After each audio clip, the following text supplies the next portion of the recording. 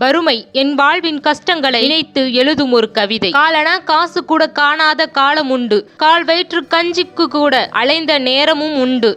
எதிரில் இருப்பவன் 8 வகையில் ருசிக்க அதை பட்டினியோடு எட்டி நின்று பார்த்ததுண்டு. பணம் இருப்பவன் வானூர்தியில் போக கண்டு அவையில்லாமல் அன்னார்ந்து பார்த்ததுண்டு. இதையெல்லாம் நினைத்து பல நாட்கள் யோசித்ததுண்டு, இந்நிலை எப்போது மாறும் என்று. உதவி செய்ய மனம் இருக்கு, கை கொடுக்க துணிவு இருக்கு. அவர்கள் துன்பத்தினை கேட்க செவி இருக்கு, ஆறுதல் சொல்ல வார்த்தை இருக்கு. இவ்வளவு இருந்தும் என்ன பயன்? அவர்களை கண் போல உடன் வைத்து பார்த்து கொள்ள பணம் இல்லையே. ஏழையாய் பிறந்து விட்டோம், ஆனால் ஏழைகளை தாங்கி பிடிக்கும் வேறாக மாறுவோம் என்றேனும் ஒரு நாள். பாலுக்காக அழுகின்ற குழந்தை இருக்கும் வரை நீங்கள் படைக்கும் எந்த பாலும் ஜீரணிக்காது இறைவனுக்கு. கைகளுக்கும் காலுக்கும் எவ்வளவு வலிமை உண்டு என்பதை வறுமை ஒன்றே தீர்மானிக்கிறது. வறுமை தரும் கல்வி மிக பெரியது. அதை ஆரம்ப கல்வியாக ஒருமுறை கற்றவருக்கு மொத்த வாழ்க்கையும் வழிநடத்த அந்த அனுபவம் போதும். வறுமை என்பது ஒன்றுமில்லை, வறியவர்களுக்கு வேண்டியது மட்டும் தேவை. நமக்கு வேண்டியது வேண்டாதது அனைத்துமே தேவை. வயிறு நிரம்பியவர்களுக்கு ஜாதி, சமயம், கொள்கை, கொள்ளை என அனைத்தும் தேவை. வயிறு காய்ந்தவர்களுக்கு உணவு மட்டுமே தேவை. பயமென்று தோன்றுகையில் கடவுள் துணை தேவை. இங்கேனும் வந்துவிட்டால் தன்னையும் வறுமை தாக்குமோ என்னும் இறைவனுக்கு இவர்கள் ஏன் தேவை? வறுமையின் பெண்மை. வாழ போனால் வரதட்சணை, சாவ போனால் இறுதி செலவு. இடைப்பட்ட நாட்கள் வயிற்றுக்காக இறந்து கொண்டிருக்கும் பெண்மை. இதயங்களை விலை பேசும் இரக்கமற்ற மனிதநேயம். பணம் நமக்கு எல்லாவற்றையும் கொடுக்கலாம், ஆனால் வறுமை நம்மிடமிருந்து பறித்த சிலவற்றை பணத்தால் திரும்ப தர முடியாது. அப்படி வாழ வேண்டும், இப்படி வாழ வேண்டும் என்ற கனவுகளோடு தொடங்கி கடைசியில் வாழ்ந்தால் மட்டும் போதும் என்பதில் முடிகிறது இந்த மிடில் கிளாஸ் வாழ்க்கை. ஏழையை ஒழிப்பவன் தலைவன் இல்லை, ஏழ்மையை ஒழிப்பவனே மிக சிறந்த தலைவன். நீ வேண்டுபவை எல்லாம் தருபவர் கடவுள் என்ற மற்றவர்கள் வேண்டுபவையை நீ அவர்களுக்கு கொடுத்தால் நீயும் கடவுள்தான். இறந்தவர்களுக்கு சிலை வைத்து மாலை போடுவதை விட இல்லாதவர்களுக்கு இலை வைத்து சோறு போடுங்கள். வாழ்வில் பசியை அனுபவித்தவனுக்கு பணிவை சொல்லித்தர தேவையில்லை. ஒருவேளையாவது உணவு கிடைக்கும் என்றுதான் பள்ளி சென்றோம். இன்று பள்ளி ஆன்லைன் வந்துவிட்டது, ஆனால் உணவு எதிலும் வரவில்லை. ஆசைப்பட்டதை அடுத்த நொடியே வெறுக்க வைக்கும் சக்தி வறுமைக்கு உண்டு. வறுமை பட்டினி வன்முறைக்கு வழிவகுக்கிறது. உலகில் ஏற்படும் மரணங்களில் அதிகம் வறுமையினால் தான் ஏற்படுகிறது. வாசனை என்பது சில நிமிடம் வரை, வறுமை என்பது சில காலம் வரை, அழகு என்பது வயது உள்ளவரை, நல்ல உறவு என்பது உயிர் உள்ளவரை. இந்த உலகில் நாம் கற்றுக்கொண்ட பாடங்களை விட வறுமை, அவமானம், புறக்கணிப்பு இவைகள் கற்றுக் கொடுத்த பாடங்களே அதிகமாக இருக்கும். நான் எவ்வளவுதான் புன்னகைத்தாலும் என்னை மறுநொடியே துன்பத்திலும் கவலையிலும் என்னை ஆழமாக தள்ளிவிடுகிறது எனது வறுமை.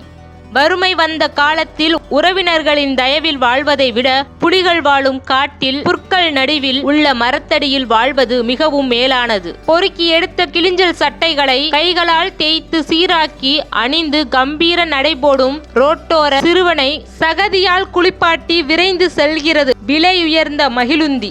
வறுமையில் கை ஏந்துபவரை உதாசனம் செய்து கடந்து செல்பவன் இதயம் ஈரம் இல்லாத கல்லுக்கு ஒப்பாகும். வறுமையை விற்க வசதி இல்லையே, பசி கொடுமையை விட்டு விடுதலை இல்லை. சிறியவன் எனக்குள் மகிழ்ச்சியும் இல்லை, சிந்திக்க சிந்திக்க வழி பிறப்பதாயும் இல்லை. கைகளுக்கும் காலுக்கும் எவ்வளவு வலிமை உண்டு என்பதை வறுமை ஒன்றே தீர்மானிக்கிறது. பசி எடுக்க மருந்தொன்று கண்டான் மனிதன், நாங்கள் பசி மறக்க ஏனோ மருந்தொன்று காணாமல் மறந்தான். நீங்கள் தினமும் சிதறவிடும் ஒவ்வொரு சோற்று பருக்கையிலும் எங்களின் உயிர் இன்னும் சில நாட்கள் இந்த பூமி சுவாசித்திருக்கும். உண்ண உணவின்றி மரித்து போகும் இந்த உன்னத வரம் எங்களுடன் அழிந்து போகட்டும். இயன்றவரை உணவுகளை வீணாக்காதீர்கள். அரசே, உயிரோடு உயிராய் ஏழை வீடும் அடங்கி போனது வறுமையை கண்டு. அந்த கொரோனாவுக்கு சின்ன இரக்கம் உண்டு, வறுமை அரசனுக்கோ துளி கூட இல்லையே. பசி என்பது ஓர் உணவுதான், ஆனால் பணமில்லாத போது ஏற்படும் பசி அவமானமாகி விடுகிறது. வறுமை பல கடைகளுக்கு அரிசி மூடைகளை சுமந்து செல்லும் தந்தையை காத்து கொண்டிருக்கிறார்கள் அவர்கள் பிள்ளைகள் பசியோடு. வறுமை இல்லாமல் வாழ வேண்டும் என்று கடவுளிடம் வேண்டுவதை விட வறுமையை கொடுத்தாலும் தாங்கக்கூடிய சக்தியையும் சமாளிக்கக்கூடிய திறனையும் கொடு என்று வேண்டுவதே சிறந்தது. பணம் கொண்டவன் உணவில் ருசியை தேடுகிறான், பணமற்றவன் பசியில் உணவை தேடுகிறான். வறுமையின் உச்சத்தில்தான் உறவுகளின் உண்மை முகங்கள் வெளிச்சத்துக்கு வரும். தன்னம்பிக்கைக்கு தடம், மூட நம்பிக்கைக்கு முற்றுப்புள்ளி. வறுமை வணக்கத்துக்குரிய வாத்தியார்தான். வறுமை இல்லாத வாழ்க்கை வேண்டும் என்று கேட்கவில்லை. அதை தாங்கும் சக்தியும் சமாளிக்கும் திறனையும் கொடு என்றுதான் கேட்கிறேன் ஆண்டவா.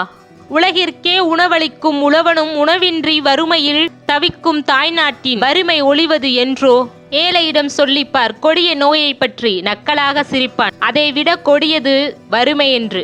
தன் வறுமை தெரிந்தும் தன் முதல் குழந்தையின் தனிமை தெரியாமல் இருக்க என்றொரு குழந்தை, தன் இயலாமை தெரிந்தும் தன் குழந்தைகளின் ஆசைக்காக தனியார் பள்ளி வாகனத்தில் தன் குழந்தைகளும், தன் கையிருப்பு தெரிந்தும் தன் மகன்களே தனியார் கல்லூரிகளில், சொத்து விவரமோ பத்திரமாய் வங்கிகளில், தன் மகனின் திருமணத்திற்கு வங்கிகளில் இருந்து பத்திரமெல்லாம் தன் மகனின் திருமண பத்திரிகைகளாய், அடுத்தவர் கையில் சொத்துகளாய். தன் மகனும் மருமகளும் சந்தோஷமாய் குளிர்சாதன அறையில், தன் மகனின் சந்தோஷத்திற்காக தானும் தன் மனைவியும் முதியோர் இல்லத்தில். வாழ்க்கை பயணத்தில் ஒவ்வொரு நாளும் புதிய அனுபவத்தை தருகிறது. அதை நாம் கற்றுக்கொண்டு வருகின்ற நாளை சிறப்பாக அமைத்துக் கொள்ள வேண்டும். இறைவா, பசிப்பவர்க்கு உணவு கொடு, இல்லையேல் பசிக்காத வயிற்றை கொடு.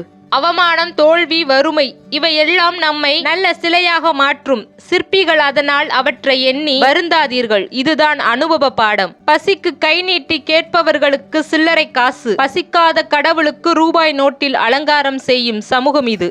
வாழ்க்கையில் ஒரு நாள், ஒரே ஒரு நாள், ஒரு உதவியை கொண்டு ஒரு ஏழை சிரிப்பை ரசித்துப்பார்.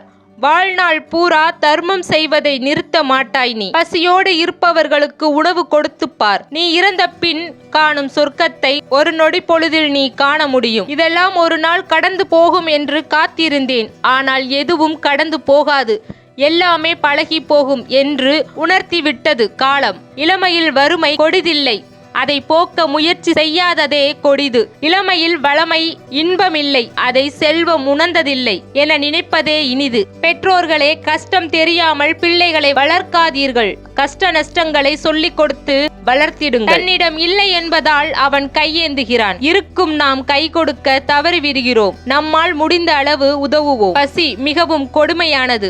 வறுமை என்பது செல்வம் குறைவதாலும் வரும், ஆசை அதிகரிப்பதாலும் வரும். கட்டுப்பாடு தேவை. இருக்கிறவன் பசிக்கும் போது சாப்பிடுவான், இல்லாதவன் கிடைக்கும் போது சாப்பிடுவான். ஏழையின் வீடுகளில் மட்டும் வசதியோடு வாழ்கின்றது வறுமை. முயற்சி திருவினையாக்கும்.